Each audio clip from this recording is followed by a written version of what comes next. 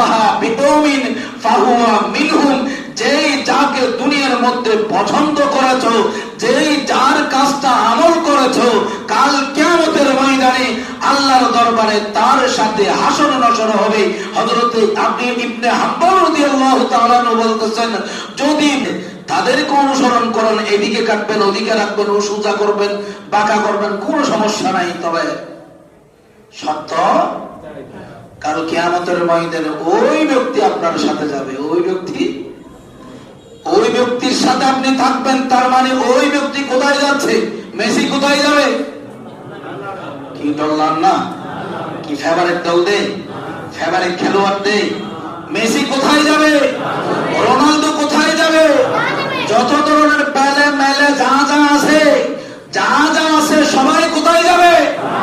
জাহান্নামে যাওয়ার সময় আমি যখন মেসির চুল কাটিং রাখলাম, আমি যখন রোনালদো রাখলাম, আমি যখন চাইনিজ শার্ট দিলাম, আমি যখন জাপানিজ দিলাম, আমেরিকান দিলাম, ইন্ডিয়ান দিলাম, ওই হিসেবে কাল কিয়ামতের ময়দানে এই হিসেবে আপনাকে লাইন ধরতে হবে। নাউজুবিল্লাহ। কারণ চুল কাটাটাও ইবাদত, চুল কাটাটাও আল্লাহ তাআলা আমাদের বোঝার তৌফিক দান করুন। চুল কাটার রেওয়াজের মধ্যে আছে, শরীয়ত কি বলে এটা একটু চিন্তা করেন, এরপরে নিজে নিজে তওবা করবেন। আর যদি বলেন না তওবার দরকার নাই, যেভাবে আছে সেভাবেই থাকবে, এটা আপনাদের বিষয়।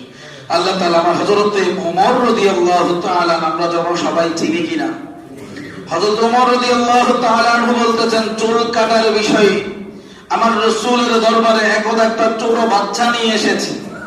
ছোট বাচ্চা নিয়ে আসার পর দেখা যাচ্ছে ওই বাচ্চার কি মাথার মধ্যে কিছু চুল আছে আর কিছু চুল কেটে ফেলছে। আমার রাসূল ওই সন্তানটাকে দেখার পর গার্ডিয়ানকে আমার রাসূল বললে, হে বাবা, তুমি যে এই সন্তানের চুল এইভাবে কেটেছো, এই চুল কাটাটা শরীয়ত সম্মত, অতএব তোমার এই চুল কাটাটা হয় তুমি সবগুলো চুল রেখে দাও, শর্ত একটা, হয় তুমি সবগুলো চুল রেখে দাও অথবা সবগুলো চুল ফেলে দাও। সবগুলো চুল দুইটা থেকে যে কোনো একটাতে যাও।